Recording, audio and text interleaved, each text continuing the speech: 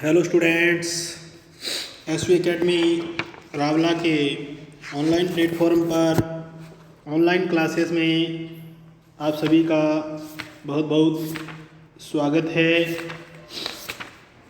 जैसा कि हम पढ़ रहे थे कक्षा 7 की हिंदी विषय के वसंत भाग 2 का लेसन नंबर 5 मिठाई वाला, और उसमें हमने पढ़ लिया था कि किस प्रकार अब जो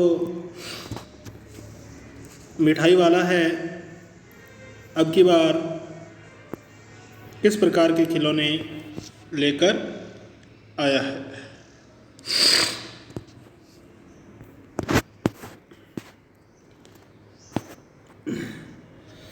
तो हमने पढ़ा था पहले कि किस प्रकार वो खिलौने वाला बच्चों को बताता है कि पैसे किस प्रकार लिए जाते हैं। धोती पकड़कर पैरों में लिपटकर अम्मा से पैसे मांगे जाते हैं बाबू। हाँ, फिर जाओ, अब की बार मिल जाएंगे। और उनमें से एक बच्चे को पैसे नहीं मिलते हैं और उसको भी वह खिलौने वाला एक मुरली दे जाता है। अच्छा लो, अब मैं चलता हूँ। और इस तरह वह मुरली वाला फिर आगे बढ़ गया। तो यहाँ तक हमने इस लेसन को पढ़ा था। आगे हम पढ़ते हैं इस लेसन को। तीसरा पार्ट है इसका। आज अपने मकान में बैठी हुई रोहिणी मुरली वाले की सारी बातें सुनती रही। आज भी उसने अनुभव किया, उसने महसूस किया, बच्चों के साथ इतने प्यार से बातें करने वाला फेरी वाला पहले कभी नहीं आया। फिर वह सौदा भी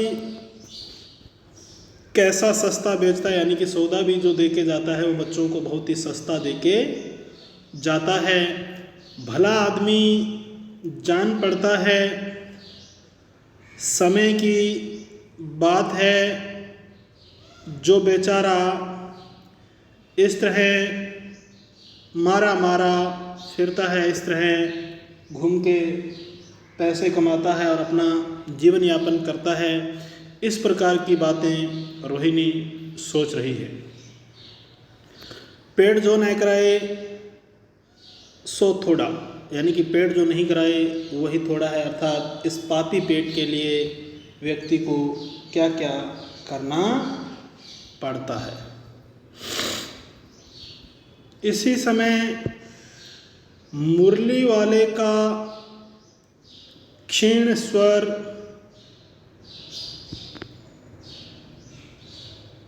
दूसरी निकट की गली से सुनाई पड़ा।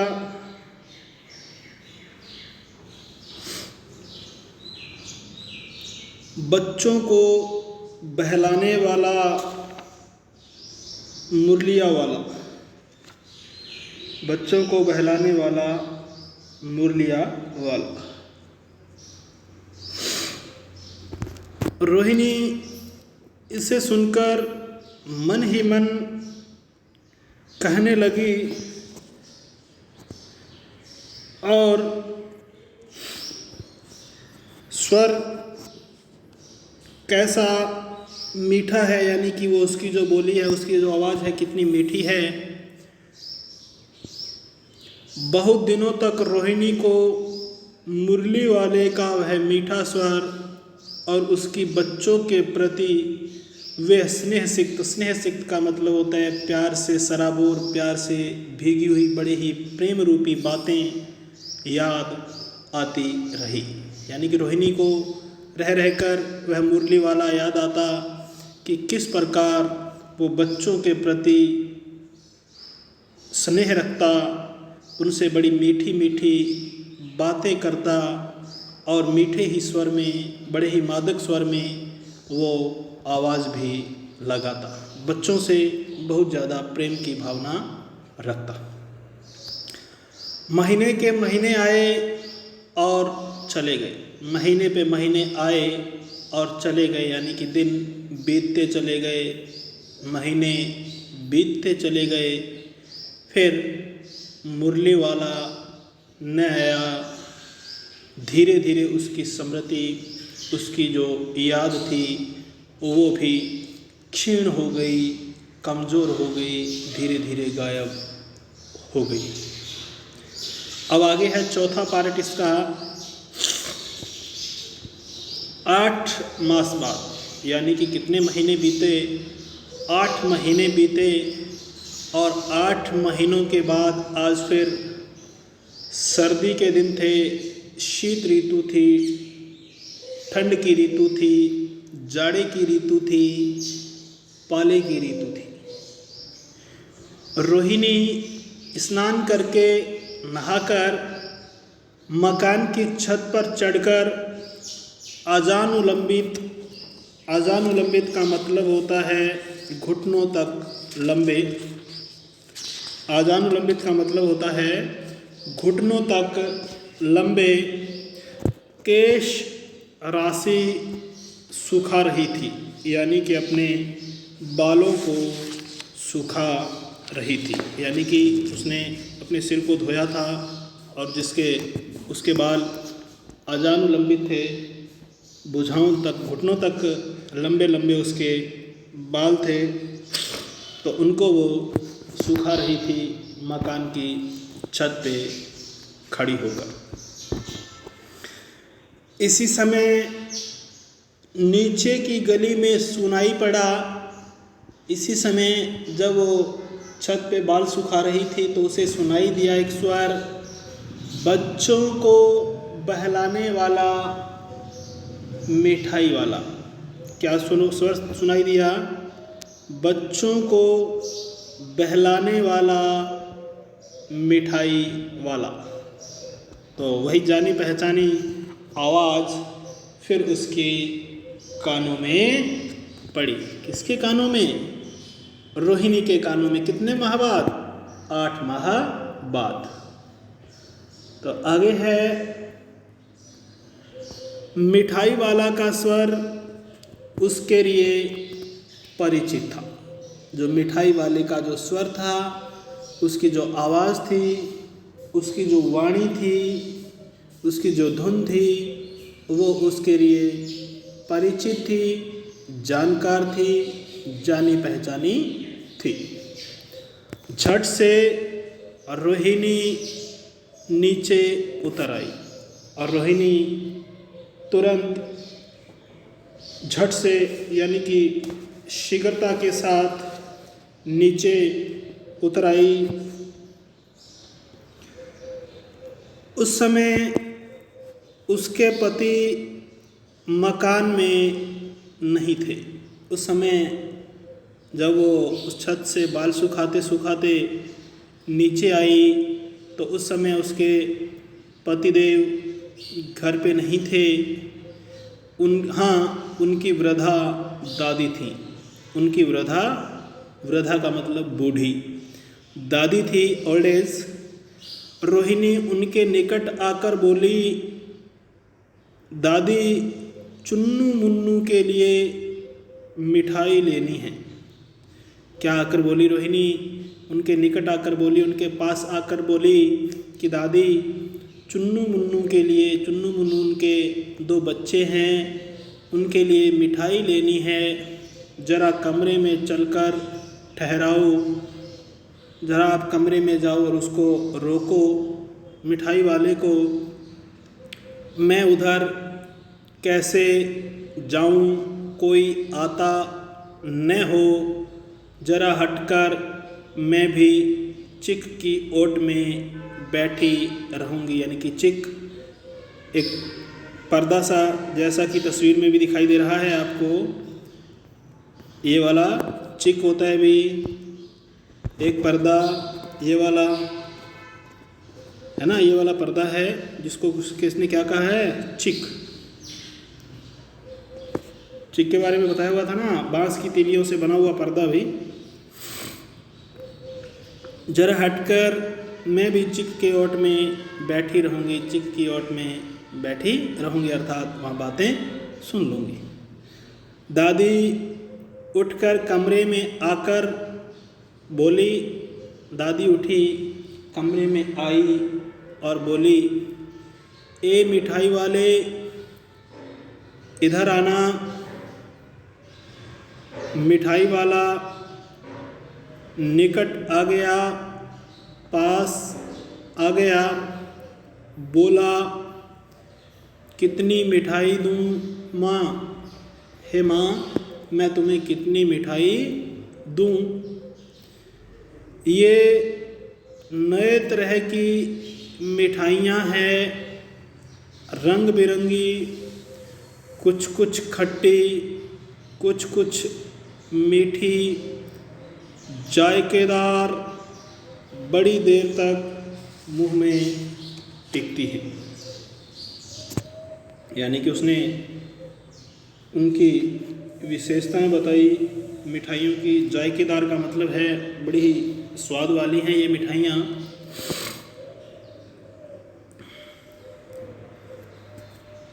तो उसने अपनी मिठाइयों की विशेषताएं बताई और कहा कि ये मुंह में बहुत ज़्यादा देर तक टिकती है, जल्दी नहीं घुलती, और ये जल्दी भी नहीं घुलती हैं।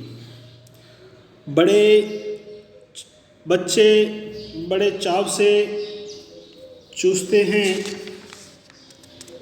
बच्चे बड़े ही चाव से इनको क्या करते हैं, चूसते हैं, खाते हैं। इन गुणों के सिवा ये खांसी भी दूर करती है। और उसने अपनी मिठाइयों की एक और विशेषता बताई कि इन गुणों के सिवा, यानी कि मीठी हैं, जायकेदार हैं, कुछ खट्टी हैं, कुछ रंग बिरंगी हैं, बड़ी देर तक मुंह में टिकती हैं, जल्दी नहीं घुलती, बच्चे बड़े चाव से खाते हैं। इतने सारे गुण बताने के साथ साथ उसने यह भी बताया कि इससे ये जो मिठाइयाँ हैं खांसी भी दूर करती हैं, अर्थात इनसे खांसी भी दूर हो जाती है। कितनी दूं? चपटी, गोल, पहलदार गोलियां हैं। कैसी हैं? चपटी हैं, गोल हैं, पहलदार गोलियां हैं। पैसे की 16 देता हूँ। और एक पैसे में कितनी देता हूँ भाई? 16 देता हूँ। यानी कि उसने इसके साथ साथ गुणों बताए, उसकी विशेषताएं बताई और उनके आकार भी बताए, और इसके साथ साथ उसने उनकी कीमत भी बता दी कि मैं इनकी क्या कीमत लेता हूँ। तो एक पैसे की कितनी? 16 देता हूँ। तो इस प्रकार से उसने दादी माँ को भाव बताया। तो आगे है,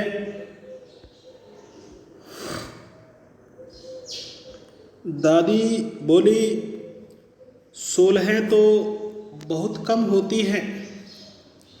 अब दादी भी मोल भाव करने लगी है। दादी बोली 16 तो बहुत कम होती है, भला 25 तो देते।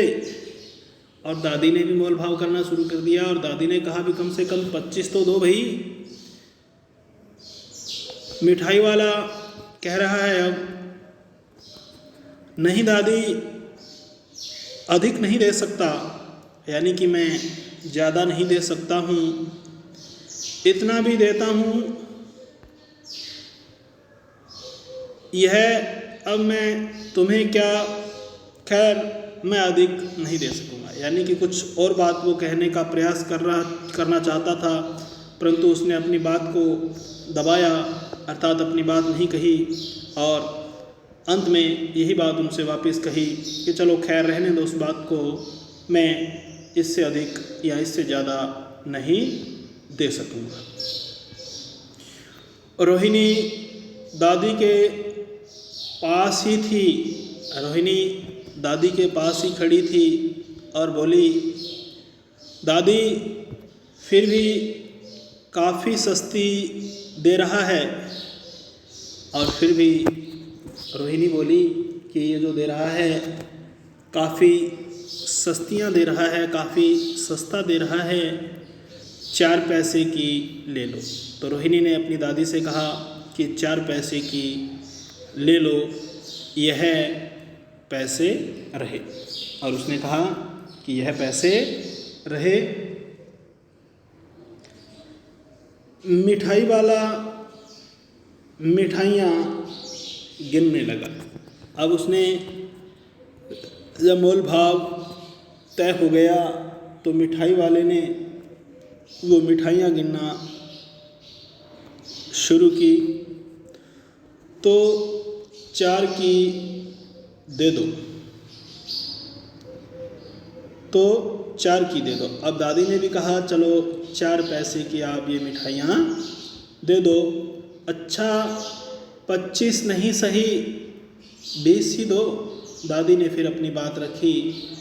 फिर उससे दोबारा कहा चलो अच्छा 25 नहीं सही तो 20 ही दे दो।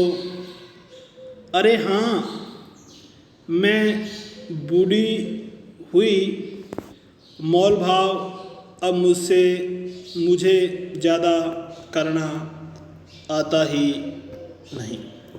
और दादी ने कहा कि मैं अब बूढ़ी हो गई हूँ और मुझे ज़्यादा मोल भाव करना भी नहीं आता। कहते हुए दादी के पोपले मुंह से जरा सी मुस्कुराहट, जरा सी हंसी निकल पड़ी, अर्थात उन्हें हंसी आ गई अपनी ही बात पर। तो आज के लिए स्टूडेंट्स इतना ही। बाकी जो लेसन बचा है इस लेसन को हम आगामी ऑनलाइन क्लास के दौरान पढ़ेंगे। तो आज के लिए स्टूडेंट्स इतना ही। बहुत बहुत धन्यवाद। जय हिंद, जय भारत।